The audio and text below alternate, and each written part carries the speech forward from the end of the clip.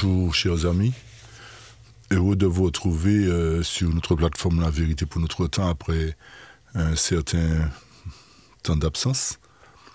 Nous vous remercions pour vos prières, vos encouragements, votre soutien à notre égard pour l'avancement de l'œuvre.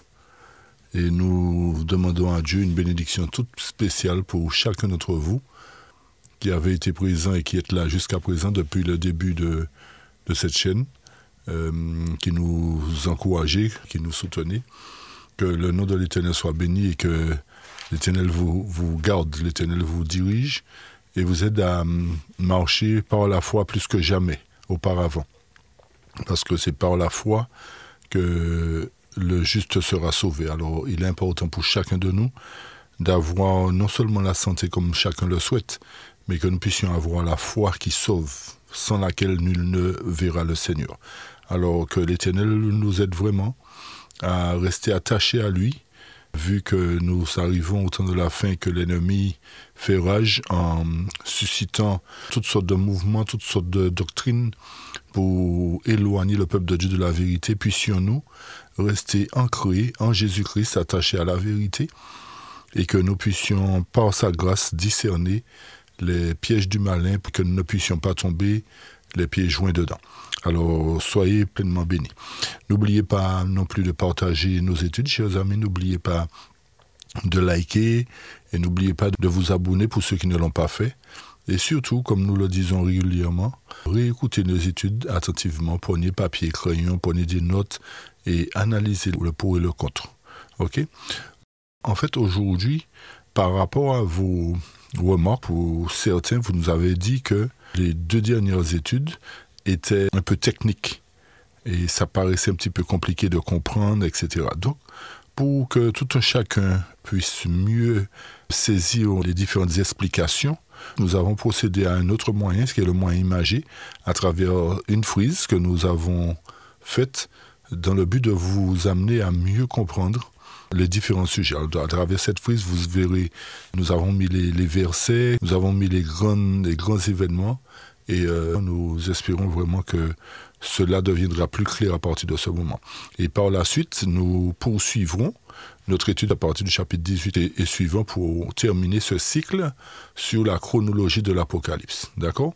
Ce n'est pas une étude vraiment approfondie de l'Apocalypse, mais c'est une manière pour chacun de placer les différents événements dans leur chronologie respective, dans leur ordre respectif. C'est vrai que nous touchons certains points, nous appuyons beaucoup plus sur certains que d'autres, mais le but n'est pas d'étudier en profondeur le livre de l'Apocalypse. Nous avons touché certains aspects déjà dans le passé, mais nous reviendrons dans d'autres aspects pour apporter des explications beaucoup plus profondes, pour que chacun de vous puissiez partir au-delà avec une connaissance approfondie par la suite du livre de l'Apocalypse, ou encore du livre de la Révélation. OK? Alors, juste avant de commencer, nous allons prendre la position pour la prière, pour invoquer la présence de notre Dieu. Seigneur éternel, nous voilà prosternés devant toi pour te remercier pour la vie que tu nous donnes, les bénédictions que tu déverses sur chacun d'entre nous. Accorde-nous ton Esprit Saint en ce moment où nous ouvrirons ta parole. Nous apporterons des explications sur la révélation de Jésus-Christ, alors que tu puisses disposer notre esprit à recevoir tes instructions et que tout préjugé puisse disparaître en nous et que nous fassions place à l'évidence de ta parole. Alors bénis chacun qui aura écouté ces études, pardonne-nous de nos transgressions aussi et purifie-nous et bénis-nous. Ce sont là les grâces que nous te réclamons. Au nom de Jésus-Christ ton Fils et pour ta gloire. Amen. Amen. Alors voilà, comme nous vous l'avons dit précédemment, nous avons mis en place ce moyen imagé, cette frise, dans le but de permettre à tous ceux qui n'ont pas bien compris, pour qui c'était un peu technique, nous avons mis cela en place pour vous permettre de bien comprendre encore cette chronologie à travers les différents chapitres présentés ici. D'accord, les différents chapitres, nous sommes arrêtés au chapitre 17 pour le moment. Nous poursuivrons par la suite avec le chapitre 18 et les autres. D'accord? Donc vous voyez ici les chapitres présentés avec les différentes couleurs pour vous aider à mieux vous retrouver. Et tout en haut, vous voyez présenter les grands événements qui ont marqué l'histoire de ce monde. D'accord? Bien entendu, il y a la création, le déluge, Abraham, le père de la foi, la croix, le début de la réforme, début du temps de la fin, chute de Rome, les années où ont été présentés les messages des trois anges, du 143-44, message de l'autre ange dans deux phases, ces deux messages qui ont été rejetés, etc. Vous voyez ici la fin du scellement des premiers fruits, le temps de troupe qui commence, la demi-heure de silence, le grand cri, fin du temps de grâce, les fléaux, la fin et la seconde résurrection. Bien entendu, il y a des événements que nous n'avons pas mis pour gain de place, mais les grands titres sont là pour vous aider à bien faire le lien avec les différents versets du chapitre de la Révélation. Et bien entendu, vous voyez ici qu'il y a le millénium et la nouvelle terre entre la fin et la seconde résurrection. Alors, vous vous rendrez compte que nous n'avons pas mis les chapitres 1 jusqu'à 5. Ce n'est pas qu'ils ne sont pas importants, mais nous avions expliqué déjà que la révélation commence réellement au chapitre 6, à l'ouverture des sceaux, et que les chapitres 4 et 5 nous parlent de la description de cet événement qui allait prendre place justement au chapitre 6, c'est-à-dire l'ouverture des sceaux, la révélation de Jésus-Christ qui devait commencer particulièrement au chapitre 6. Donc les chapitres 4 et 5 nous apportaient les détails de la scène de cet événement qui allait commencer. Et nous avions vu qu'il y a eu des trônes qui furent placés, il y a eu 24 vieillards, il y a eu l'Ancien des jours qui est le Père, Jésus-Christ en tant qu'agneau qui fut présenté. Et nous avons vu qu'il y avait 4 êtres vivants, il y a eu des milliers d'anges. Tout ceci représentait en quelque sorte la mise en place d'un événement judiciaire qui allait commencer dans le but de passer en revue le cas de chaque génération successive, représenté à travers chaque sceau. D'accord? Donc, à chaque fois qu'un sceau s'ouvre, c'est dans le but de passer en revue le cas de chaque génération successive, représenté par des périodes de sceaux, autrement dit des périodes de scellement. Et nous voyons qu'il y a 7 sceaux, 7 périodes de scellement, et que ces 7 périodes sont comprises dans le jugement. C'est dans le jugement que sont déliés en quelque sorte ces événements, ces sceaux qui passent, comme nous venons de le dire pour nous répéter, en revue les cas de chaque génération de croyants successifs. D'accord? Ok? Donc, comme nous le disions, le chapitre 4 et 5 nous parle de la mise en place de cet événement judiciaire. Okay? C'est pour cette raison que nous ne l'avons pas mis, et ainsi que les chapitres 1 qui nous donnaient le détail, qui nous montraient qu'il devait y avoir une révélation de Jésus-Christ que Jean allait recevoir par l'intermédiaire de Jésus et de son ange, et que cette révélation commençait réellement au chapitre 6. D'accord? Et les versets, les chapitres 2 et 3 nous parlaient des messages que Jean avait reçus qu'il devait transmettre aux 7 églises d'Asie. Et rappelez-vous que nous avions dit que ces églises ont bel et bien existé, mais qu'elles étaient un type des églises de la Réforme, chers amis, puisqu'il y a des églises qui ont pris place durant la Réforme et qui sont en quelque sorte une réplique des églises d'Asie, une réplique de la condition qu'on trouvait dans les églises d'Asie à l'époque de Jean. Okay? C'est pour cette raison que le message a été adressé aux 7 églises dans le but de nous amener à comprendre que dans chaque période de l'histoire du monde, à travers les églises de la Réforme, nous devrions trouver les mêmes conditions qui devaient exister et nous devrions trouver aussi 7 églises. Quand nous parlons du chiffre 7, nous parlons de la plénitude, ce qui revient à dire que ces églises étaient les principales églises qui avaient pris place depuis la Réforme jusqu'au début du temps de la fin. Bien entendu, aujourd'hui, nous comptons une multiplicité d'églises qui ont pris naissance à partir de ces églises. Et c'est ça qu'il nous faut retenir. D'accord? Non, donc, mais les principales églises ont été présentées à partir du temps de la Réforme. Ce qui a pris naissance après l'église apostolique, après l'église d'Éphèse, qui est un symbole de l'église apostolique. Il y a eu l'église luthérienne qui a amené la justification par la foi, etc. etc. D'accord, nous n'allons pas refaire le cycle des études, mais retenez que le chiffre 7 représente la plénitude, la totalité des églises. D'accord? Ok? Très bien. Pour bien comprendre cette révision, donc nous avions commencer, comme nous l'avons dit, à la révélation au chapitre 6, premier sceau, deuxième sceau, troisième sceau, quatrième sceau, cinquième sceau, sixième sceau, et nous avons vu que les sceaux partaient d'une période à une autre, c'est-à-dire de la création au déluge, du déluge jusqu'à Abraham, d'Abraham jusqu'à la croix, de la croix jusqu'à début de la réforme, le début de la réforme jusqu'au début du temps de la fin, le sixième sceau qui commence au début du temps de la fin pour se fermer, pour se poursuivre jusqu'au temps de trouble, et le septième sceau qui, lui, commencerait à partir de la demi-heure de silence, d'accord? Et retenez que nous sommes à l'époque du sixième sceau aujourd'hui, nous sommes à l'époque du sixième sceau, et durant cette époque du sixième sceau, il y a une étape de scellement, et c'est là que nous avions fait le lien entre le chapitre 6 et le chapitre 8 concernant le septième sceau. D'accord, il y avait un lien que nous avions fait et nous avions montré pourquoi le septième sceau ne se trouvait pas inscrit dans le chapitre 6, mais au chapitre 8. C'est parce que entre le chapitre 6 et le chapitre 8 de l'Apocalypse, s'intercalait le chapitre 7 qui parlait de scellement.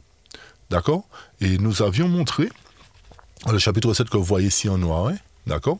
Et nous avions montré que la raison pour laquelle ce chapitre s'intercalait, le chapitre 7 s'intercalait entre le 6e et le 7e sceau, c'est parce que il y avait effectivement, comme nous l'avions dit tout à l'heure, une étape de scellement, de marquage, mais qu'il y avait particulièrement à l'ouverture du 7e sceau une demi-heure de silence.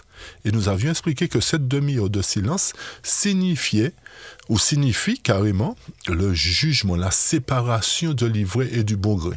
D'accord? Et nous avions montré que cette demi-heure de silence commence légèrement après le début du temps de détresse. Okay? Ce qu'il faut retenir, que nous n'avions pas apporté comme précision, mais qu'il est important de retenir, c'est que le temps de détresse ou encore le temps de trouble commence un peu avant cette guerre. D'accord? Quand nous disons un peu avant cette guerre, c'est-à-dire que la détresse commence à l'intérieur de l'Église de Dieu. Okay? Entre un conflit qui se déroule entre l'ivraie et le bon grain. C'est pour cette raison qu'il y a cette étape de scellement, de marquage. Donc lorsque nous parlons de temps de détresse, c'est vrai qu'il y a la grande balise qui est la guerre, mais le moment difficile, les temps difficiles vont commencer dans l'Église de Dieu, ce qui va provoquer un conflit entre la vérité et l'erreur. D'accord? Mais la grande balise qui nous permet de savoir que le scellement des premiers fruits est terminé, c'est la guerre. Nous avions montré ça, et c'est à ce moment-là que le temps de trouble commencerait, et que Michael se lèverait à ce moment-là pour délivrer son peuple. Et le fait que Michael se lève durant ce temps de trouble correspond à la période de la demi-heure de silence qui est, comme nous l'avions dit tout à l'heure, la séparation de l'ivraie et du bon grain. Dans quel but, chers amis? Dans le but de permettre que le 7e sceau puisse s'ouvrir justement avec cette demi-heure de silence, ce jugement, pour amener ces premiers fruits qui ont été scellés et jugés à proclamer le grand cri durant le 7e sceau. Donc, nous avions aussi montré que cette demi-heure ne représentait pas le retour de Jésus. Pourquoi? Parce que si Jésus revenait ici, le 7e sceau ne serait pas pris en compte, chers amis. D'accord? Puisque le 7e sceau s'ouvre avec la demi-heure de silence. Et qui dit sceau, dit période de scellement. Vous voyez, on a marqué ici période de scellement. Donc, si le retour de Jésus se fait à la demi-heure de silence, il ne peut pas y avoir de scellement durant le 7e sceau. Alors, ce serait illogique de parler de sceau s'il n'y a pas de période de scellement. Vous nous suivez, chers amis? Donc, tout ceci pour nous montrer que cette période de scellement ici représente une période où il y a des gens qui doivent être scellés pour être sauvés. Et c'est durant le grand cri, justement, que cette dernière génération, on va dire ces seconds fruits, puisqu'il y a les premiers fruits qui ont été scellés d'abord, qui ont été jugés ensuite, il doit y avoir les seconds fruits qui doivent sortir de Babylone pour se joindre aux premiers fruits, pour composer la maison de Dieu d'une manière générale. Est-ce que vous nous suivez, chers amis? Donc, ceci nous montre ici que cette demi-heure ne peut pas représenter le retour de Jésus. Pourquoi nous avions dit? Parce qu'il y a une période de scellement. Sceau. Sceau égale scellement. D'accord? Alors, quand nous poursuivons au chapitre 7, ici, nous voyons que le chapitre 7 se divise en deux parties. Une partie concernant les premiers fruits, le scellement des premiers fruits vivants, et une autre partie concernant le scellement et le jugement des seconds fruits vivants, des vivants. D'accord? Donc, ce qui revient à dire que ce scellement commence particulièrement, ce scellement des premiers fruits vivants, commence particulièrement à partir du message de l'autre ange. Pourquoi? Parce que il fallait que la vérité soit totale pour que ces premiers fruits vivants puissent avoir la plénitude de la vérité dans le but d'aller proclamer cette vérité au monde. Tant que la justice du Christ à travers le message de 1888 n'était pas révélée, tant que le message de l'autre ange concernant le jugement des vivants n'était pas révélé, il ne pourrait y avoir de scellement et de jugement pour donner naissance aux premiers fruits vivants, c'est-à-dire 144 000. Ce qui ne veut pas dire que les autres générations du sixième sceau ne sont pas scellés. C'est pas ce que ça veut dire. Ils sont scellés, c'est-à-dire tous ceux qui sont morts à partir de l'ouverture du sixième sceau sont scellés à travers les messages qu'ils ont reçus pour leur époque. Mais pour nous qui vivons la dernière époque, nous allons dire, juste avant que le temps de trouble ne commence et juste avant que la demi-heure de silence ne commence, nous devrions être scellés par rapport à toute la vérité, c'est-à-dire tous les messages qui ont été donnés, dans le but de faire de ceux qui resteront vivants les prémices qui se retrouveront sur le mont Sion avec l'agneau, dans le but d'aller proclamer le grand cri pour amener cette grande foule, c'est-à-dire cette seconde partie du chapitre 7 de l'Apocalypse, à trouver son accomplissement, à entrer aussi dans la bergerie. Est-ce que vous nous suivez, chers amis? Donc, c'est pour cette raison qu'il nous faut bien comprendre que le chapitre 7 concerne les premiers fruits. Cela ne peut pas se référer à la grande foule en même temps. Vous comprenez? Puisqu'il y a une demi-heure de silence qui divise le chapitre 7 en deux. Ok? Seulement des premiers fruits, prémices. Après la demi-heure de silence, seulement et jugement des seconds fruits. Pourquoi? Parce que les premiers fruits auront été scellés de par toute la vérité qu'ils ont reçue. Ok? Rappelez-vous que c'est la vérité qui nous scelle, chers amis. Ok? Dans Éphésiens aussi, rappelez-vous que nous sommes scellés du Saint-Esprit de la promesse et le Saint-Esprit œuvre à travers la parole, à travers la vérité. Donc le peuple qui doit être scellé de par l'œuvre du Saint-Esprit à travers toute la vérité, pas une partie de vérité. Ok? Vous avez bien compris, comme nous l'avons dit, que chaque période de scellement correspond à une vérité pour l'époque. Donc forcément, pour que les 144 000 puissent émerger, c'est-à-dire les premiers fruits des vivants, il faut qu'ils possèdent toute la vérité pour leur époque, dans le but d'aller dans le monde en vainqueur et pour vaincre, pour annoncer un message puissant, un message concernant le jugement des vivants, concernant la justice du Christ et concernant le retour de Jésus, bien entendu. Ok, chers amis? Donc voilà pourquoi le chapitre 7 commence à partir de cette époque-là et se poursuit après la demi-heure de silence pour amener les seconds fruits à entrer aussi dans la bergerie et rejoindre ces premiers fruits qui ont d'abord été scellés et jugés à travers cette demi-heure. Ok? Donc, lorsque nous avions poursuivi au chapitre 8, nous avions parlé des trompettes.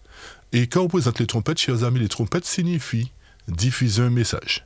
Diffuser un message. Alors, comme nous vous l'avons dit tout à l'heure, nous avons mis les différents versets pour vous permettre de bien savoir à quel moment tel et tel événement à travers les chapitres se sont produits. Ok, chers amis?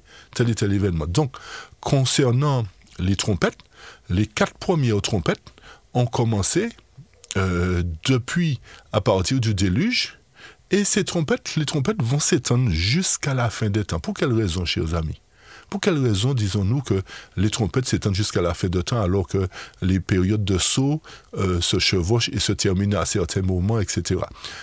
Rappelez-vous que les trompettes signifient des messages, diffuser un message. Donc, ce qui revient à dire, chers amis, que la raison pour laquelle les trompettes continuent jusqu'à la fin du temps de grâce, montre que les messages de Dieu ne se périment pas. On va le dire comme ça. Les messages de Dieu sont toujours d'actualité.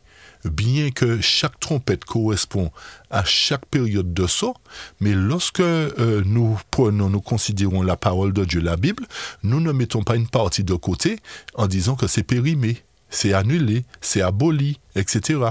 Ce qui revient à dire que tous les messages de Dieu sont valables depuis le début de l'histoire du monde, depuis le moment où Dieu s'est révélé à travers Adam, les patriarches, etc.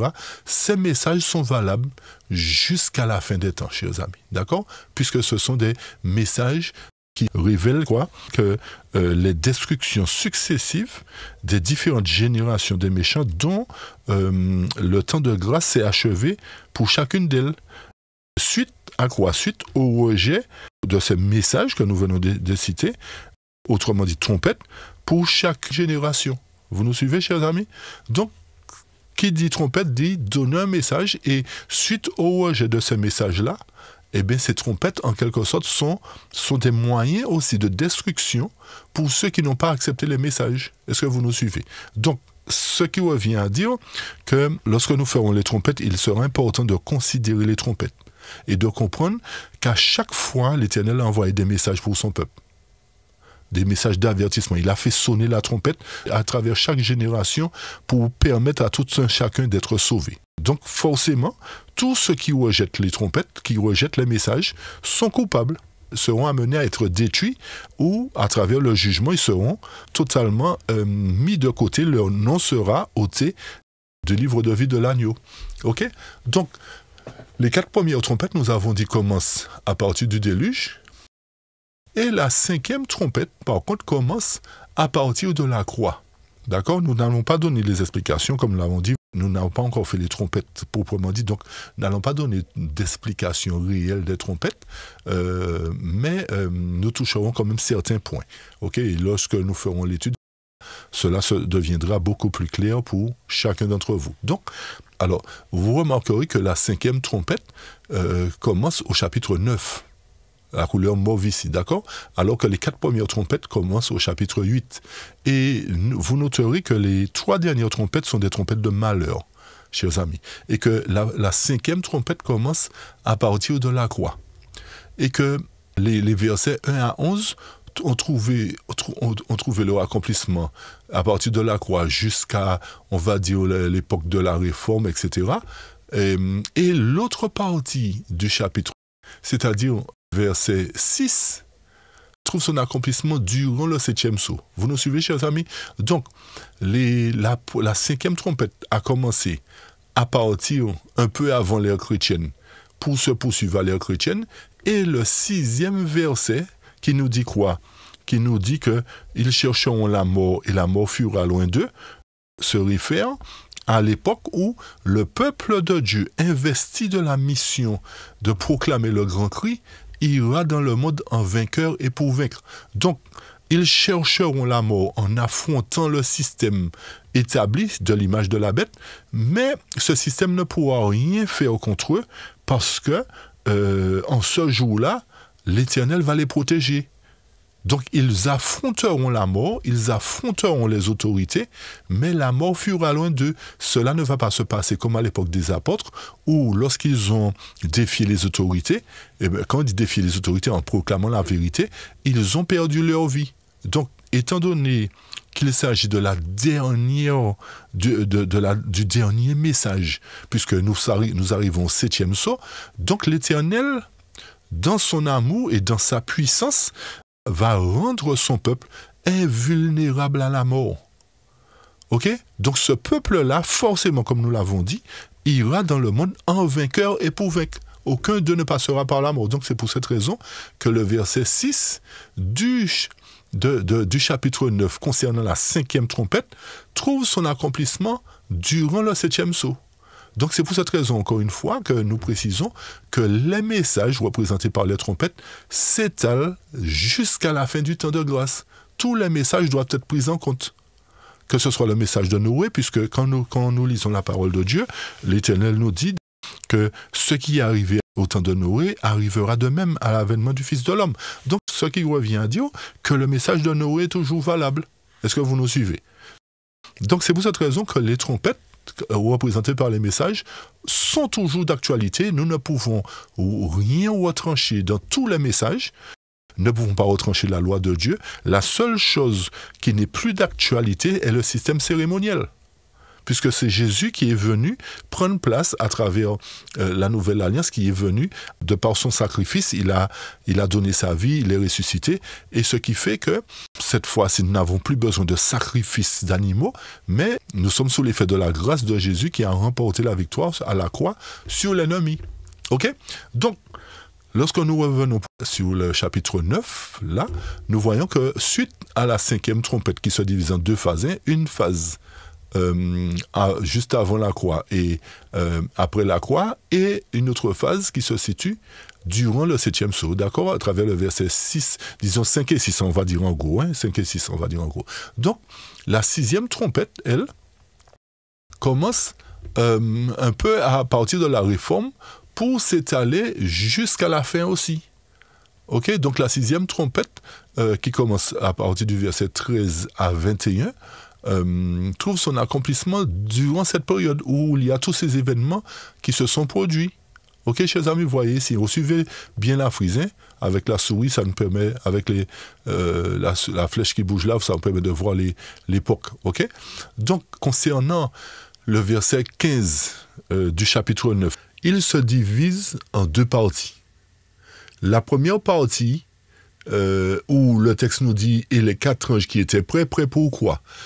Pour cela, il nous faut remonter au verset 14, qui nous ramène à l'époque des 2 témoins. Les 2 témoins qui prophétisaient couverts de sacs, etc. Vous voyez, ça nous ramène aussi à l'époque de la Révolution française, etc. Et particulièrement à l'époque où la Babylone, représentée par le pouvoir romain papal, sévissait dans le monde, opprimait le peuple, empêchait que la vérité soit proclamée. Donc, en considérant le verset 14 qui doit se joindre au verset 15, le texte nous dit, verset 14, « Et disant au 16e ange qui avait la trompette, délie les 4 anges qui sont liés sur le grand fleuve l'Euphrate, et les 4 anges qui étaient prêts. » Donc, délier pourquoi? Ça voudrait dire quoi? Ça voudrait dire amener la fin de ce long esclavage tyrannique mis en place par l'Église et l'État. OK? Et dans le but particulièrement de restituer au peuple la parole, la Bible, puisque à cette époque-là, la Bible n'était pas accessible à tout le monde, puisque le pouvoir romain, le clergé, empêchait en quelque sorte que la Bible soit lue librement.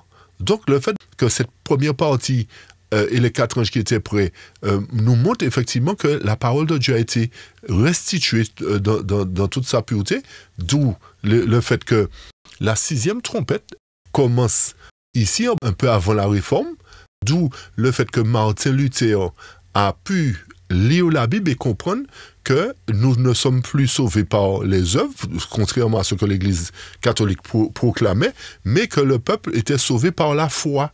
Est-ce que vous nous suivez? Pourquoi? Parce que la Bible a été restituée. Donc cette première partie du chapitre 15, du verset 15 du moins, trouve son accomplissement à partir de cette période du début de la Réforme. Ok? Ce qui revient à dire aussi que les enfants de Dieu deviennent à ce moment-là plus libres, on va dire, d'étudier et d'adorer, non pas dans la crainte ou en faveur d'un homme, mais uniquement selon les dictats de leur conscience. Parce que la parole de Dieu a été libérée et à travers Martin Luther, nous avons compris que ce ne sont pas les indulgences, ce ne sont pas les œuvres qui nous sauvent, mais c'est la foi qui sauve. Ok, c'est par la foi que nous sommes sauvés. Donc tout ceci fait suite à la dissolution de l'union de l'Église et de l'État. Ce qui revient encore une fois à dire que les 4 anges se voient relâchés. Donc, concernant maintenant la seconde partie que nous voyons la petite flèche ici, cette seconde partie du verset 15 qui consiste à être prêt pour l'heure, le jour, le mois et l'année, furent déliés afin qu'ils chassent le tiers des hommes. Signifie quoi? Signifie que la seule vérité relative à l'heure, ou à une heure, comme vous voulez, puisque les 4 anges étaient prêts pour l'heure, le jour, le mois et l'année. Ça nous ramène à la proclamation du message de l'ange: craignez Dieu, donnez-lui gloire, car l'heure de son jugement est venue. Donc ça voudrait dire que ça commence véritablement à partir de la première phase de la proclamation du message des 3 anges. Ok? Concernant le jour maintenant, puisqu'il y a l'heure, ensuite le jour. Hein? Concernant le jour, la seule révélation relative à un jour, ou encore arrivant à un jour, c'est l'avertissement du jour de vengeance selon Ésaïe 63, verset 4. C'est-à-dire le grand jour terrible de l'Éternel, ce qui ramène à cette période-là, au moment où Michael se lève. D'accord? Le jour terrible de l'Éternel consiste au jugement des vivants, particulièrement durant la demi-heure de silence. Donc ça voudrait dire qu'à partir de toute cette période-là, jusqu'au message, jusqu'à la proclamation du grand cri, le verset 15, dans sa seconde partie, le jour, l'heure, le mois, l'année, trouve leur accomplissement depuis l'époque de 43-44, jusqu'au moment de la demi-heure de silence. Concernant le troisième point maintenant, la seule révélation à un mois, ou encore arrivant à un mois, c'est quoi? Correspond à quoi? La période de la pluie de l'arrière-saison. Donc la période de la pluie de l'arrière-saison est en train de tomber durant cette époque-là, ou encore correspond à l'huile supplémentaire qu'ont reçu les 5 vierges sages. D'accord? Ou encore ça correspond à Joël 2, verset 23, qui dit que nous devons recevoir la pluie de l'arrière-saison au premier mois. Première et de l'arrière-saison au premier mois. Donc le mois correspond à l'époque du déversement de la pluie de l'arrière-saison, chers amis.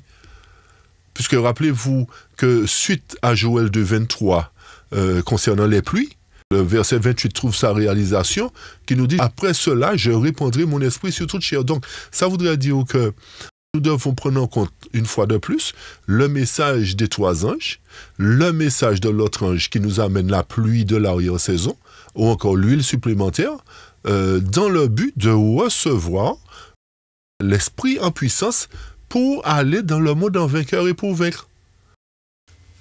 Et concernant l'année, la seule révélation relative à une année amène les anges à tuer le tiers des hommes. C'est le moment de l'année des rachetés du Seigneur, selon Ésaïe 63, verset 4.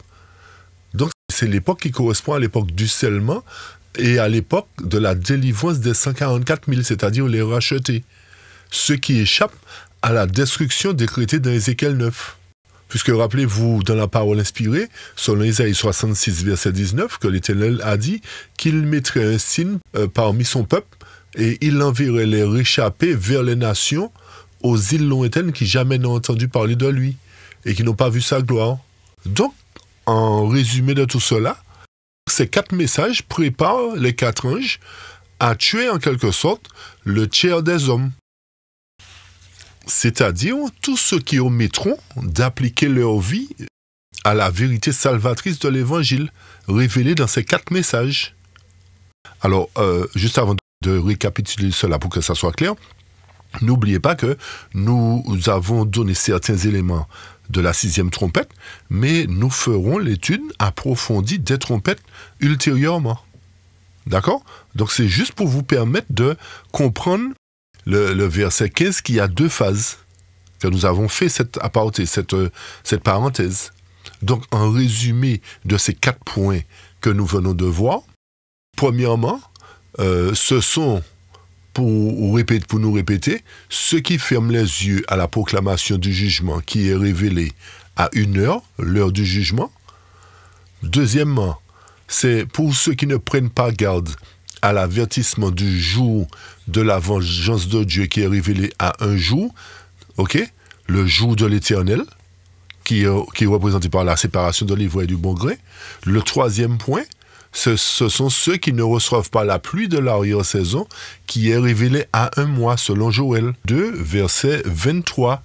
Pas la version seconde, mais la version King James ou la version Martin, qui nous dit « Et vous, enfants de Sion, égayez-vous et réjouissez-vous en l'Éternel votre Dieu, car il vous a donné la pluie selon la justice, et même il a fait couler sur vous la pluie de la première saison, et celle de la dernière, à quel moment? Au premier mois. » D'accord? Donc, se rapportant au mois, chers amis, ceci correspond à la pluie de la première et de l'arrière-saison que le peuple reçoit dans le but de le préparer pour recevoir l'Esprit en puissance. Et le quatrième point, qui est l'année des rachetés, correspond à ceux qui ne se joignent pas à ces rachetés, c'est-à-dire les 144 000 qui sont scellés en une année symbolique. OK? Donc, tous ceux qui omettront de faire les préparatifs nécessaires en vue du paradis, en vue d'être sauvés, dira-t-on, en vue de faire partie du royaume de Dieu, après que la vérité leur a été proclamée, périront par le fait qu'ils ont rejeté l'évangile de Dieu, qu'ils ont rejeté ces 4 vérités, ces 4 points de vérité. OK? Donc c'est pour cette raison qu'il est important pour nous de bien comprendre l'heure du jugement qui a sonné. Donc nous parlons du message de 3 ans, mais comme nous l'avons dit, nous ne le comprenons pas toujours. OK? Il faut comprendre cette heure du jugement, à quoi ça correspond véritablement. Il nous faut comprendre le jour de la vengeance, qui correspond au jour de l'éternel, ou encore la séparation. Il nous faut comprendre que la pluie de l'arrière-saison ne doit pas tomber durant le grand cri, mais doit tomber avant le grand cri pour préparer le peuple à recevoir la puissance. Et que l'année de se racheter correspond véritablement à la séparation. Donc tout cela pour nous répéter, pour que les choses soient vraiment claires. Donc voilà en gros ce qui correspond à la 6e trompette. Voilà déjà 4 chapitres présentés. Et lorsque nous poursuivons au chapitre 10, ce chapitre révèle que l'ange qui ouvrit ou décela le petit livre est l'ange qui apporte la pluie spirituelle pour le développement et la maturité du grain spirituel. Pour quelle raison? Parce que c'est ce que symbolise la nuée et l'arc-en-ciel mentionné au verset 1. Et vous remarquerez dans la suite du chapitre que cet ange fit aussi que le petit livre qui fut mangé au verset 8 particulièrement, c'est-à-dire qui fut pris à cœur, devint plus tard amer dans les entrailles de celui qui l'avait mangé. Donc cette période-là nous ramène à l'époque du désappointement. D'accord? À l'époque du désappointement, à l'époque du désappointement, où, d'après l'histoire, William Miller avait expliqué que le retour de Jésus devait se faire au courant des années 1843. Mais notez, comme nous l'avions précisé dans les études précédentes, que ce n'est pas seulement William Miller qui s'était trompé sur la date. OK, il y a eu plein d'autres hommes. Donc, il ne faut pas se focaliser seulement sur William Miller. C'est vrai que c'est lui qui a payé pour tous. En fait, pourquoi? Parce que c'est lui qui a parlé, qui a annoncé que qu'on devait se préparer, que Jésus devait revenir. D'où ce désappointement amer. D'accord? Non. Donc, mais il y a eu d'autres hommes, dont Wolfe, un homme très renommé, qui a eu l'occasion de visiter différentes régions du monde, et notamment, il a eu l'occasion de visiter les tribus du Yémen, la tribu de Dan, et tous ces gens-là qu'il avait visités, en discutant avec eux, il s'est rendu compte que ces gens, ainsi que William Miller, pensaient la même chose, que durant cette période de 1843-44, Jésus serait revenu. Donc vous voyez bien que beaucoup de personnes se sont trompées sur l'événement et non pas seulement William Miller. Donc, comme nous avons dit, le chapitre 10 nous parle du désappointement et qui commence aux environs des années 1843. Mais remarquez bien que, d'après l'image ici, vous voyez que le chapitre 10 commence un peu dans l'ancien monde. Pourquoi? Parce que le fait que la suite du verset 2 nous dit que cet ange-là a posé son pied droit sur la mer et le pied gauche sur la terre, montre que le message qui était délivré devait être proclamé tant dans l'ancien monde que dans le nouveau monde. OK? Rappelez-vous de la prophétie de Daniel. La prophétie de Daniel, c'est ce qui nous permet de parler du désappointement. Cette prophétie avait été donnée dans l'ancien monde. OK? Et toute la prophétie ne s'était pas accomplie. Il y avait l'époque de Nebuchadnezzar qui s'est accomplie, mais le reste de la prophétie devait se situer dans le nouveau monde, d'où la raison où l'ange a posé son pied sur la terre. D'abord sur la mer, l'ancien monde, et ensuite sur la terre. Donc ça prouve bien encore que la prophétie est bien réelle et que nous devons tenir compte de ces événements historiques et prophétiques. OK? Donc, jusqu'au verset 8 à 10, comme nous l'avons dit, le verset 8 nous parle du désappointement. Le verset 11, par contre, dit qu'il faut prophétiser encore sur beaucoup de peuples, de nations et de langues. Donc le verset 11 trouve son accomplissement ici, chers amis. Pourquoi? Pourquoi pas à la fin? Parce que, remarquez bien le terme mentionné, beaucoup de peuples, et pas toute nation, toute tribu, toute langue, comme cela va se faire au moment du grand cri, chers amis. Donc il y a une différence à noter ici, qui nous montre que le message de cet ange qui avait commencé à être proclamé, c'est-à-dire à travers William Miller et les autres anges qui devaient être proclamés, ces messages devaient être donnés à beaucoup de peuples, beaucoup de nations, pas toutes les nations, pas tous les peuples. Pourquoi? Parce que jusqu'à aujourd'hui, alors que le temps de détresse n'a pas commencé, jusqu'à aujourd'hui, il y a des contrées où l'évangile n'a pas encore pénétré. Ce qui revient à dire, ou ce qui confirme, que l'évangile est prêché à beaucoup de peuples jusqu'à présent. Mais qu'au moment du grand cri, l'évangile sera prêché, non pas à beaucoup de peuples, mais à toute nation, tout peuple, toute tribu et toute langue. Est-ce que vous voyez la différence? Donc, ce qui nous montre que le verset 11 trouve son accomplissement ici. Concernant maintenant les versets 5 à 7. Les versets 5 à 7, vous voyez, qui se présentent durant le 7e sceau, les versets 5 à 7, qu'est-ce que nous disent ces versets? Le verset 5 et suivant nous dit « L'ange que j'avais vu se tenant sur la mer et sur la terre, c'est-à-dire sur le monde entier, leva sa main vers le ciel, jura par celui qui est vivant au siècle des siècles, lequel a créé le ciel et les choses qui y sont, la terre et les choses qui y sont, et la mer et les choses qui y sont, qu'il n'y aurait plus de temps. » Mais qu'au jour de la voix du 7e ange, quand il commencera à sonner de la trompette, le mystère de Dieu sera consommé, comme il l'a déclaré à ses serviteurs, les prophètes. Ok? Ce qui revient à dire que c'est à partir de cette époque qu'il n'y aurait plus de temps, qu'il n'y aurait plus de révélation, qu'il n'y aurait plus de temps prophétique, on va dire.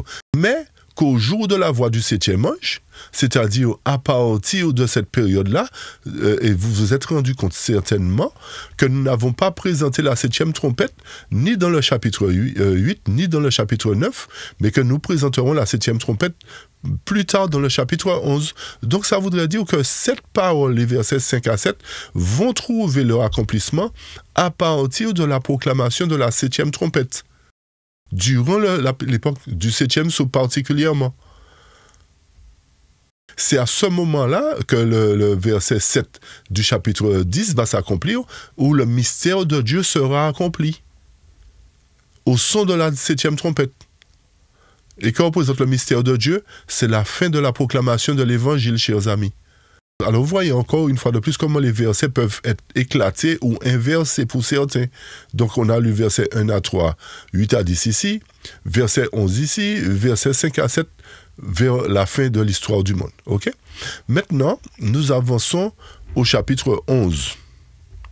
Donc, le chapitre 11, à l'exception des deux premiers versets, qui appartiennent chronologiquement au 10e chapitre, c'est-à-dire dans cette période-là, le 10e chapitre, vers la fin de la proclamation de l'Évangile, ces deux versets-là nous parlent de quoi? Nous parlent des saints qui sont comptés, de ceux qui sont comptés et de ceux qui ne sont pas comptés. Donc, lorsqu'on parle de ceux qui sont comptés, on parle des 144 000, okay, de ceux qui sont scellés et comptés. C'est un nombre qu'on peut compter, et le verset 2 nous dit « Mais laisse le parvis à l'écart, hors du temple, et ne le mesure pas ». Donc, mesurer signifie compter. Ces deux versets vont prendre effet véritablement à partir de la demi-heure de silence, ici. Ils sont inclus dans la fin des versets 5 à 7 du chapitre 10. On peut le considérer comme ça, puisque c'est à ce moment-là que sera accompli le mystère de Dieu et que les saints seront comptés et scellés et que les autres fruits ne seront pas mesurés. OK? Donc, en revenant sur les versets 3 à 13, de quoi nous parlent les versets 3 à 13?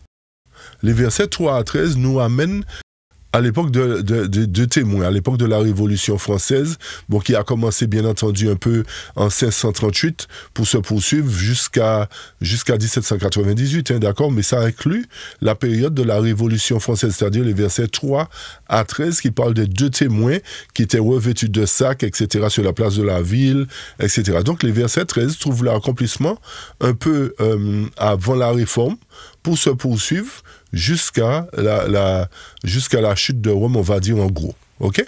Maintenant, le verset 15 du chapitre 11, et c'est là que nous voyons l'accomplissement de la 7e trompette. Verset 15 nous dit, le 7e ange donc sonna de la trompette, et il se fit entendre du ciel de grandes voix qui disaient, les royaumes du monde sont soumis à notre Seigneur et à son règne, et il régnera au siècle des siècles. Donc, ce qui vous veut dire que c'est durant cette période-là que le verset 15 du chapitre 11 va s'accomplir toujours durant le 7e sceau. Donc la 7e trompette se place dans le chapitre 11, pas dans le chapitre 10, pas dans le chapitre 9. Donc ça voudrait dire qu'avant que la 7e trompette ne sonne, il y a des événements qui doivent se produire, chers amis. Ok, et rappelez-vous que la 7e trompette signifie délivrer un message, diffuser un message. Donc ce qui revient à dire que le dernier message représenté par le grand cri sonnera pour annoncer à la grande foule de sortir du sein de Babylone pour venir dans la bergerie de Dieu. Donc, ce qui revient à dire une fois de plus que le verset 5 et 7, les versets 5 et 7 du chapitre 10 qui nous parlent du mystère de Dieu, cela trouvera effectivement son accomplissement, le mystère de Dieu trouvera son accomplissement à travers la fin de la proclamation de l'évangile durant la 7e trompette.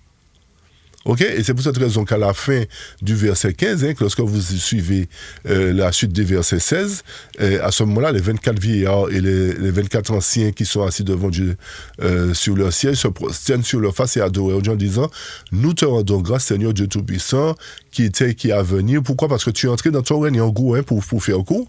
Et à ce moment-là, au verset 19, le temple de Dieu fut ouvert dans le ciel. Et à ce moment-là, en quelque sorte, l'Éternel est entré dans son règne. Ce qui revient à dire que tout le mystère de Dieu s'est achevé, qu'il n'y a plus de grâce, plus de salut pour quiconque, et que tous ceux qui devraient être sauvés le sont, et ceux qui devraient être perdus le sont aussi. Et c'est à ce moment-là que la colère de Dieu arrive sur les nations impénitentes, puisque le verset 18 nous dit « Les nations se sont irritées, mais ta colère est venue, et le temps des morts est venu pour être jugé, pour donner ta récompense à tes serviteurs, les prophètes, et aux saints, et à ceux qui craignent ton nom, petits et grands, pour détruire ceux qui corrompent la terre. » Donc, une fois que tout cela accompli, l'Éternel, les fléaux vont tomber, et les méchants n'auront que leurs yeux pour pleurer par le fait qu'ils ont rejeté Dieu, ils ont rejeté la vérité, etc. Ok? Donc voilà en gros ce qu'on peut dire concernant le chapitre 10 et le chapitre 11. Ok? Maintenant, pour aller au chapitre 12, le chapitre 12 nous ramène encore plus loin dans le temps que ne le fait le chapitre 11. Vous voyez, le chapitre 11 a commencé un peu avant la réforme, on va dire, tandis que le chapitre 12 remonte plus loin dans le temps. Bon, c'est vrai qu'on aurait pu le mettre plus loin. Pourquoi? Parce qu'il parle du combat qui a eu dans le ciel. D'accord? Mais pour que ça soit clair, le verset 1 à 14, d'abord, on va l'expliquer. Les versets 1 à 14 nous parlent du grand signe qui apparut dans le ciel où une femme fut revêtue du soleil, etc. Donc, ça voudrait dire que ça nous amène déjà à l'époque avant Christ, où l'Église juive a mis au monde l'enfant mâle, c'est-à-dire l'enfant Jésus. Ok, une femme revêtue du soleil, elle était enceinte, d'accord? Donc elle était enceinte de Christ. L'Église juive était enceinte de Christ, façon de parler, pour montrer que le chapitre 12 commence avant l'époque de Christ. À partir de tous ces événements, à partir de l'arrivée de Christ, de la vie de Christ, de la mort de Christ et de la résurrection de Christ, eh bien le combat qui avait commencé dans le ciel longtemps avant, a fait que à ce moment-là, particulièrement à la victoire de Christ sur la mort et sur la croix, Satan a été définitivement chassé du ciel. D'accord? Donc le combat qu'il y a eu dans le ciel s'est terminé à la mort et à la résurrection de Jésus. En d'autres termes, ce qui revient à dire que Satan n'a plus eu accès au ciel, plus précisément. C'est ce qu'il faut comprendre. Satan n'a plus eu accès au ciel. Pourquoi? Parce que le fait que l'Éternel a remporté la victoire, ça a fermé la porte du ciel à Satan, qui avait la possibilité de monter encore de se rendre au ciel. Pourquoi? Parce que d'après le livre de Job, rappelez-vous que Jésus avait dit à Satan, mais Satan, où es-tu sorti? Il a dit, j'ai parcouru la terre, je me suis promené, etc. Donc, ce qui revient à dire que Satan avait accès à la terre, il faisait le va-et-vient entre la terre et le ciel jusqu'à la mort et à la résurrection de Jésus. Parce qu'à travers la mort de Jésus, il pensait qu'il avait gagné. Il pensait qu'il avait remporté la victoire, mais lorsque Jésus fut ressuscité, eh bien, il s'est rendu compte qu'il a totalement perdu. OK? Qu'il a totalement perdu. C'est pour cette raison que ces versets-là s'étendent depuis avant la croix jusqu'à la fin, jusqu'à la chute de Rome. Donc, c'est durant l'époque de la Révolution française, l'époque d'oppression papale, que l'Église fut nourrie dans le désert pendant 1260 années. Et qu'est-ce qui se passe après? Nous voyons que les versets 15 à 17, ici, versets 15 à 17, trouvent leur accomplissement depuis le moment où l'Église a été nourrie dans le désert, l'Église a repris vie, on va dire. L'Église a repris vie. Pourquoi? Parce que, rappelez-vous, dans le cours de l'histoire, que l'Amérique a été une terre de refuge, on va dire, pour ceux qui étaient persécutés durant cette époque d'oppression papale, durant toute cette période-là. Donc, ce qui revient à dire que lorsque l'Église s'est enfuie dans le désert, donc elle a été nourrie pendant un temps, des temps et la moitié d'un temps, ce qui revient à dire qu'elle a été nourrie pendant 1260 années, c'est-à-dire de 538 jusqu'à 1798. Donc si elle fut nourrie pendant cette période-là, ce qui revient à dire que durant l'époque d'oppression papale, la Bible a été sauvegardée, la Bible a été protégée, d'où le fait d'avoir été nourrie. D'accord? C'est-à-dire les chrétiens ont pu conserver la parole inspirée malgré les persécutions, malgré tout ce qui se faisait, malgré l'oppression du clergé, des rois, etc. La parole de Dieu a pu être conservée. Donc c'est pour cette raison qu'elle fut nourrie pendant 1260 années. Et qu'est-ce qui se passe après? Au moment où elle a fui la persécution, elle s'est enfuie aux États-Unis, ok? Qu'est-ce que le dragon a fait? Le dragon, le serpent, du moins au verset 15, c'est pour cette raison que nous avons mis que le verset 15 commence à partir d'ici, à partir du moment où l'Église a pris naissance aux États-Unis, le dragon a fait quoi? Il a vomi un fleuve après la femme. Qu'est-ce que ça veut dire? Ça voudrait dire que le fleuve qu'il a jeté après la femme, qu'il a jeté de sa gueule, représente des inconvertis, chers amis. Donc ça voudrait dire qu'à partir du moment où l'Église a repris naissance, après le règne de persécution papale, l'Église a été infiltrée. Donc l'ennemi a changé de stratégie. À partir du verset 15 à 17, il a changé de stratégie.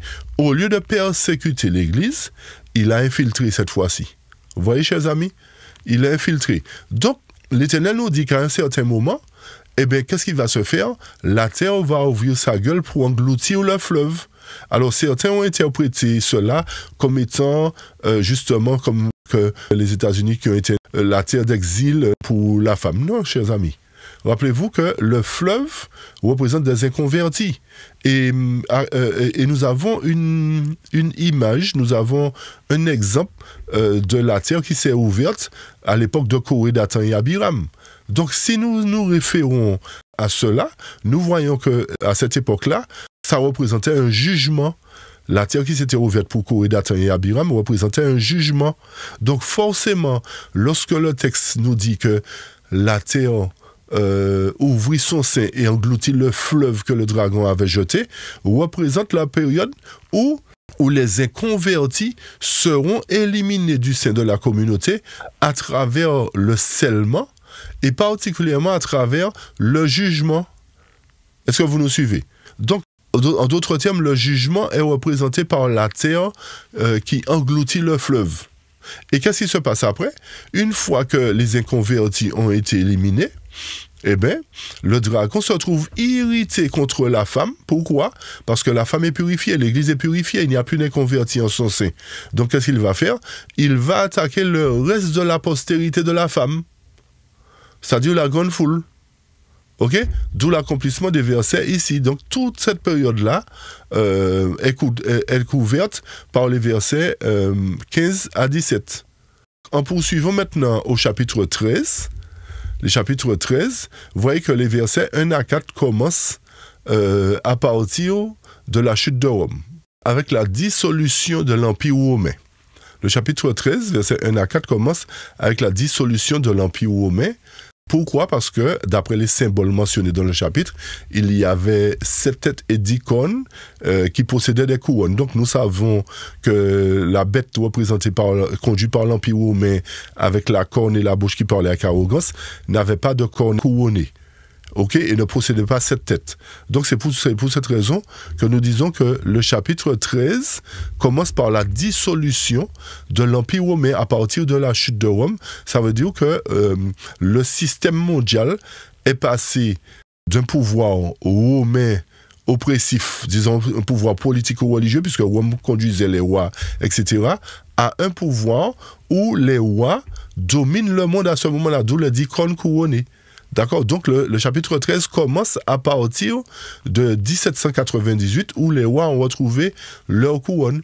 Et ensuite, les versets 5 à 10 nous ramènent justement à l'époque de Rome où il fut donné une bouche qui proférait des blasphèmes, il lui fut donné le pouvoir d'accomplir cela pendant 42 mois. Les 42 mois correspondent à la période qui part de la Rome papale jusqu'à la chute de cette Rome papale.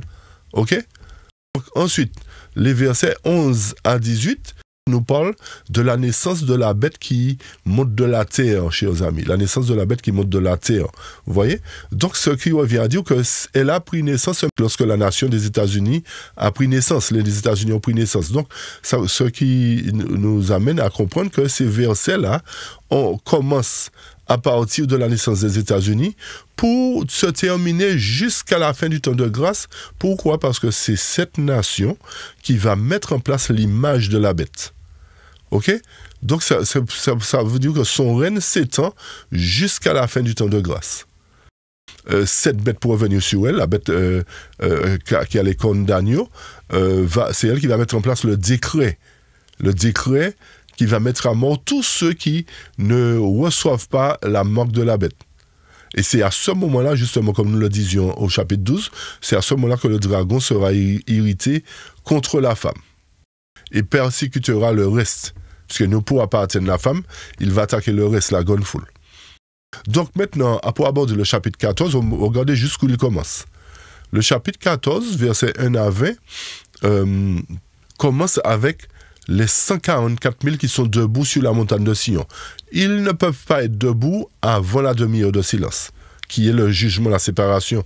Donc forcément, le chapitre 14 va trouver son accomplissement à partir de la demi-heure de silence, où les 144 000 vont se retrouver sur le mont Sion avec l'agneau. Mais c'est vrai qu'il y a dans le chapitre 14 des événements qui ont eu une double application. Quels sont ces événements? C'est le message des 3 anges dans leur première phase. C'est vrai qu'on n'a pas mis ici, mais les messages des 3 anges dans leur première phase ont commencé à cette époque-là. Mais il est important de noter que la seconde phase sera beaucoup plus importante. Donc la seconde phase va commencer à partir de la demi-heure de silence, où le message des 3 anges sera proclamé conjointement avec le message de l'autre ange qui sera, avec le message de l'autre ange qui deviendra un grand cri, chers amis. C'est ce qui provoque, c'est ce qui donne le nom le grand cri. En fait, c'est le fait que le message de l'autre ange se joint au message des 3 anges, et c'est à ce moment-là que ces messages-là combinés deviennent un grand cri. Donc, le chapitre 14, en gros, va se réaliser, va trouver son accomplissement ici. D'accord? La deuxième phase sera plus importante que la première phase lors de la proclamation des messages des 3 anges. Ok? Donc, il y a un autre aspect aussi à retenir au chapitre 17 à 20, c'est-à-dire la moisson et la vendange. Donc, la moisson se fait durant cette période-là, ici, là, ça commence ici, durant la demi-heure de silence, et la vendange se fait durant l'appel du grand cri à sortir de Babylone. Donc nous avons la moisson et la vendange, c'est-à-dire les 2 fruits qui sont récoltés véritablement à travers le chapitre 14. En gros, le chapitre 14 va trouver son apogée particulièrement durant le 7e sceau aussi. OK? Maintenant, le chapitre 15, que nous voyons ici, vous voyez jusqu'où il commence. Il commence, c'est lui qui permet, qui nous annonce en quelque sorte, c'est lui qui annonce le début des fléaux, le chapitre 15. Donc ces événements-là, décrits dans le chapitre 15, vont mettre fin au temps de grâce. D'accord? Donc on parle des 7 dernières plaies qui seront déversées à partir de cette époque-là. Donc ça voudrait dire que tout sera accompli à partir du chapitre, tout sera accompli à partir de cette époque-là. Il n'y aura plus de grâce pour quiconque. Tous ceux qui devront être sauvés le seront déjà, et à partir de cela, les fléaux vont tomber sur les méchants. Sur les méchants. Le chapitre 16, lui, est simple, hein, si nous avons bien compris. Le chapitre 16 contient les fléaux. Les fléaux qui vont tomber jusqu'au retour du Christ. D'accord, c'est simple ce chapitre-là. Maintenant, pour terminer, le chapitre 17, vous voyez bien qu'il est éclaté. Il est très éclaté, c'est lui qui est beaucoup plus éclaté, chers amis. D'accord? Les versets 1, 2, 6, 10 nous parlent de plusieurs événements. Nous parlent déjà de la grande prostituée qui était assise sur les grandes eaux. D'accord, ça c'est le verset 1. Le verset 1, pourquoi parle de la prostituée qui est assise sur les grandes eaux? Parce que ce qui revient à dire que cette femme qui est appelée Babylone, qui va s'asseoir, qui sera mise en place par la bête à deux cornes du chapitre 12, cette femme-là sera appelée Babylone. Elle est appelée Babylone du moins. Elle est appelée Babylone la Grande.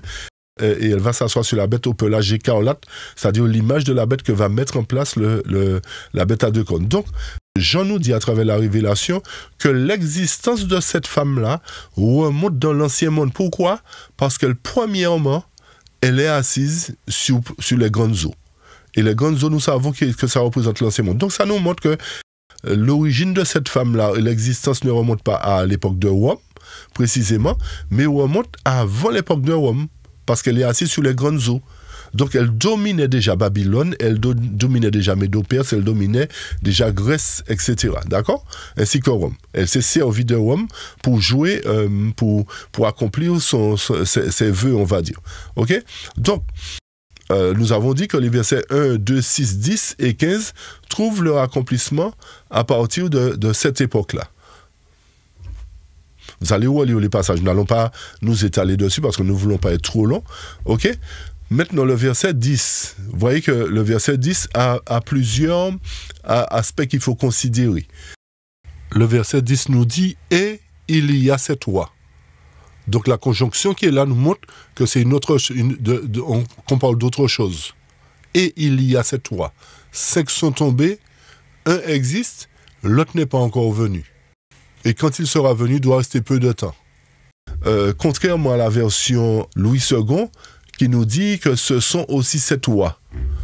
Ok, c'est là que beaucoup de personnes se trompent, parce que la version Louis II nous fait comprendre que les 7 têtes représentées par 7 montagnes sont aussi 7 rois. Non, chers amis, les 7 têtes ne sont pas 7 rois, parce que la traduction originale nous montre la différence, fait la distinction entre les montagnes et les rois. Donc, ce qui voudrait dire que ces rois ont commencé aussi, vous voyez le verset 10 ici, ces rois ont commencé à régner depuis l'ancien monde. Et le verset 10, une partie du verset 10 nous dit, 5 rois sont tombés. 5 rois sont tombés, nous l'avions déjà montré dans le passé. Le premier roi part depuis Adam, c'est lui qui dominait le monde, c'est lui qui avait reçu l'autorité, le pouvoir de dominer le monde. Donc il avait été compté comme le premier roi, ensuite Babylone, Médo-Perse, Grèce et Rome. Donc tous ces rois-là qui ont dominé le monde sont morts. Un existe en ce moment, c'est-à-dire une autre partie du verset 10, ici.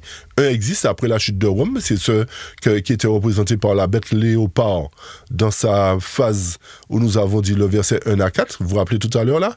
D'accord? Les versets 1 à 4. Donc un existe en ce moment, c'est la bête léopard, avec les pattes douces, etc. Là, nous allons au verset 9 maintenant. Le verset 9 qui nous dit que les 7 têtes sont 7 montagnes sur lesquelles la femme est assise. Ceci nous amène à l'époque où la confédération des églises est complète.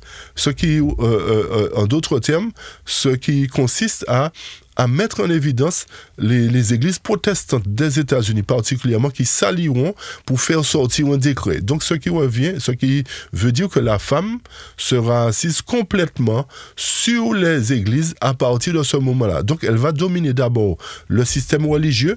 Rappelez-vous dans le type comment ça s'était passé? Le faux système d'adoration avait pris l'ascendant sur la religion.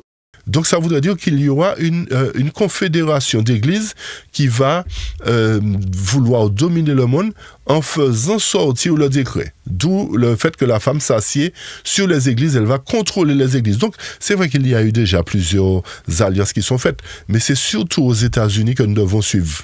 C'est surtout les États-Unis que nous devons suivre lorsque toutes les églises protestantes vont se mettre ensemble, ce qui représente la femme qui s'assied sur les églises et pour dominer, d'accord, pour faire sortir ce décret. OK? Donc, là, quand nous poursuivons, nous voyons le verset 3, 8, 10, 13 et 14. Nous voyons encore une fois le verset 10. Hein? D'accord, le verset 3 nous parle de quoi? L'ange transporta Jean dans un désert.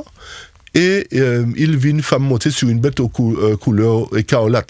Donc, ce qui nous amène à l'époque où l'image de la bête est construite et érigée. D'accord, le verset 3 nous amène à l'époque où l'image de la bête est établie et où, justement, la persécution va commencer. D'accord? Le verset 8 nous parle de quoi? De la bête qui était, qui n'est plus et qui doit monter de l'abîme. Donc, ce qui veut dire que la bête était déjà, elle existait déjà, c'est elle qui existe ici, elle était, d'accord, elle n'est plus pendant le millénium, ok, ça, verset 8, vous voyez, verset 8 ici, elle était, c'est-à-dire que la bête était, elle était là durant cette période-là, elle n'est plus durant le millénium, et qu'est-ce qu'elle va faire? Elle va revenir après. Donc, le verset 8 est éclaté aussi, comme le verset 10, chers amis. Le verset 8 est éclaté. Pourquoi? Parce que la bête était, elle n'est plus, et elle reviendra. OK? Le verset 13 et 14. Maintenant, les versets 13 et 14, en fait, c'est le chapitre qui est un petit peu le plus complexe, on va dire, parce qu'il y a beaucoup d'éléments qui sont compris dans ce chapitre-là. OK? Donc, c'est vrai que nous n'avons pas mis le verset 12 ici, mais le verset 12 va trouver son accomplissement lorsque toutes les nations feront corps. C'est ce qu'on appelle le nouvel ordre mondial. Ils feront corps à partir du temps de détresse, on va dire. À partir du temps de détresse, ils feront corps à partir de là.